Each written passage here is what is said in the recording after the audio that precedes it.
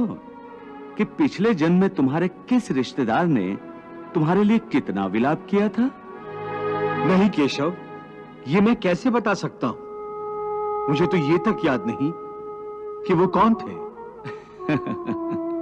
बस जिस तरह तुम अपने पिछले जन्म को भूल गए हो, उसी तरह तुम अपने इस जन्म को भी भूल जाओगे। इस जन्म के रिश्तों का अर्थ तुम्हारे आने वाले जन्म में कुछ भी नहीं रह जाएगा। आज अभिमन्यु को तुम अपना पुत्र समझ रहे हो सकता है पिछले जन्म में वो तुम्हारा पिता रहा हो, या आने वाले जन्म में तुम्हारा महाशत्रु बन जाए। आज तुम जिनको अपना रिश्तेदार समझ रहे हो, जिन्हें आदरणीय समझ रहे हो, और इसी कारण उनकी हत्या करने से संकोच कर रहे हो सकता है उनमें से किसी ने तुम्हारे किसी पिछले जन्म में तुम्हारी हत्या की हो। मैं तुम्हें समझा रहा हूं कि केवल शरीर मरते हैं, आत्मा नहीं मरती। इसलिए तुम शरीर का मोह त्याग दो, उनकी मृत्यु का शोक त्याग दो, परंतु तुम्हारा मन उस सत्य को मानना नहीं चाहता। तुम ठीक कहते हो केशव, मैं तुम्हारी बात समझता तो हूं, परंतु मेरा मन उसे ग्रहण क्यों नहीं कर रहा? इसका कारण क्या है? इसका कारण है वो जंजीर जो तुम्हारे मन ने अपने ही गिर्द लपेट रखी है। कौन सी जंजीर? रिश्तेदारी की जंजीर, ये नातेदारी का मोह कि ये मेरा भाई है, ये मेरा मामा है, ये मेरा ससुर है, ये पितामह है।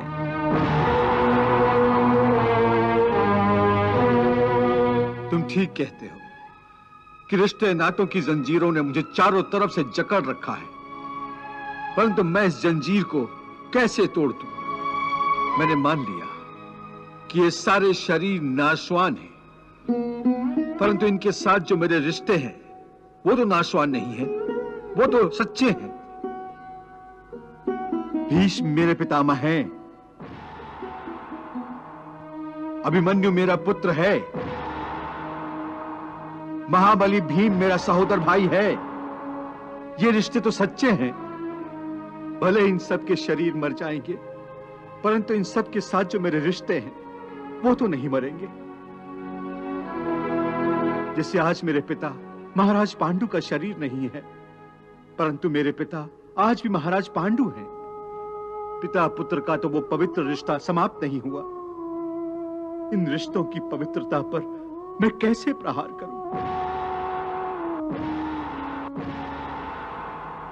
शरीर को भूल जाओ, परंतु अपने दादा के रिश्ते पर तीर कैसे चलाऊं? अपने भाई के नाते पर तलवार कैसे उठाऊं? अर्जुन, ये रिश्ते, ये नाते सब इस जन्म के हैं। इस जन्म से पहले या इस जन्म के पश्चात इन रिश्तों का कोई अस्तित्व नहीं रहता। ये काका, मामा, भाई, पुत्र, पितामह पिछले जन्म में कहां थे? तुम्हारे क्या लगते थे?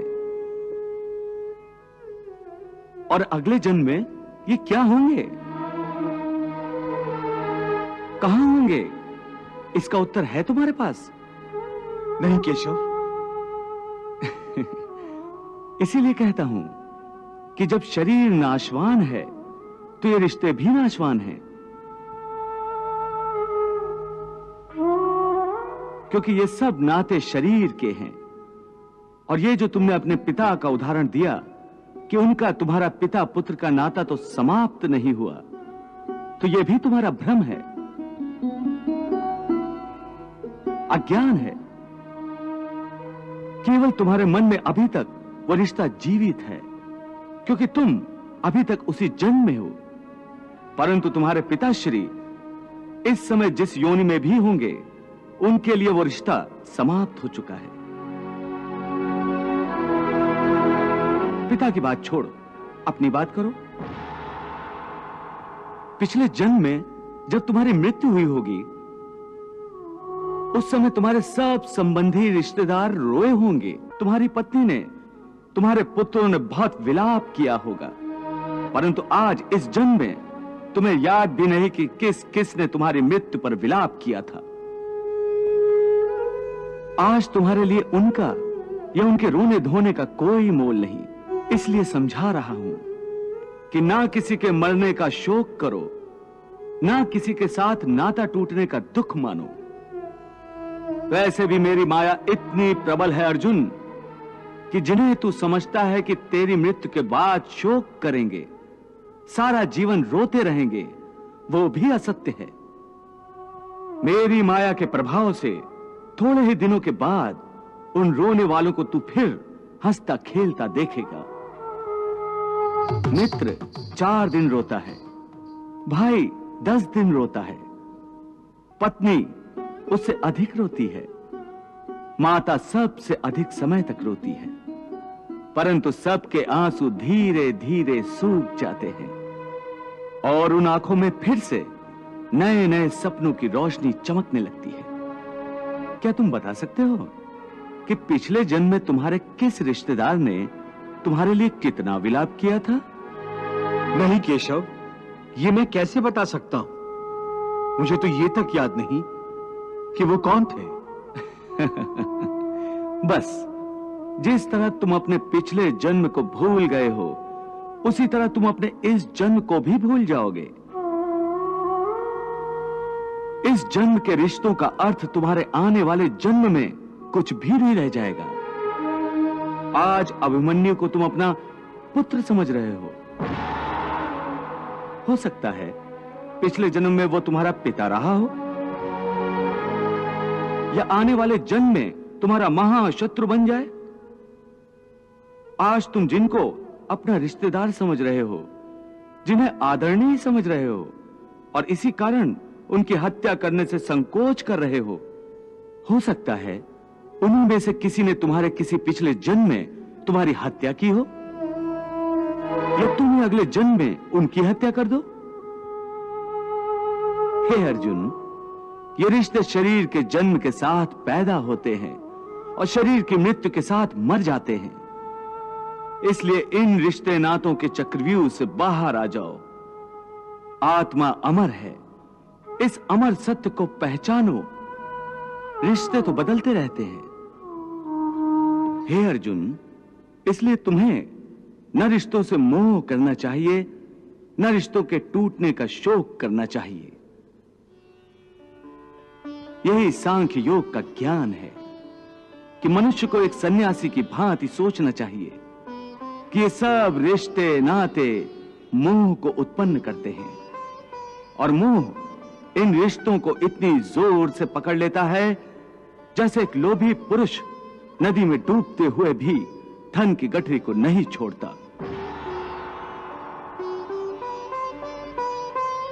और आखिर में उसी गठरी के बोझ से खुद भी डूब जाता है।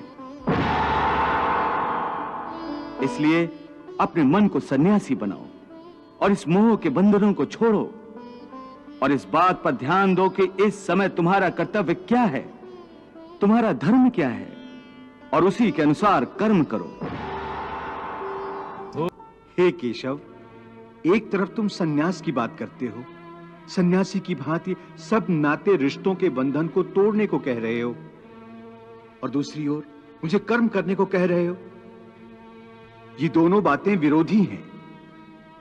तुम जानते हो कि मनुष्य जब कोई कर्म करता है तो उस कर्म का कोई कारण होता है, कोई प्रेरक होता है जिसकी प्रेरणा से मनुष्य कर्म करता है।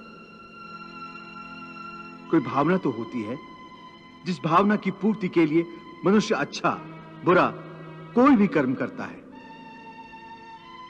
अर्थात कर्म की जड़ में एक भावना होती है, और भावना की जड़ में कोई ना कोई रिश्ता होता है, क्योंकि किसी न किसी रिश्ते की जड़ से ही तो भावना पैदा होती है। इसलिए यदि मनुष्य सारे रिश्ते तोड़ देगा, अपनी भावना को त्याग देगा, तो फिर वो कर्म किसके लिए करेगा? अपने धर्म के लिए। धर्म के लिए? हाँ, अपने धर्म के लिए। अर्थात धर्म के लिए भावना की आवश्यकता नहीं होती? नहीं, धर्म के लिए भावना की नहीं, बल्कि अपने कर्तव्य के ज्ञान की आवश्यकता है।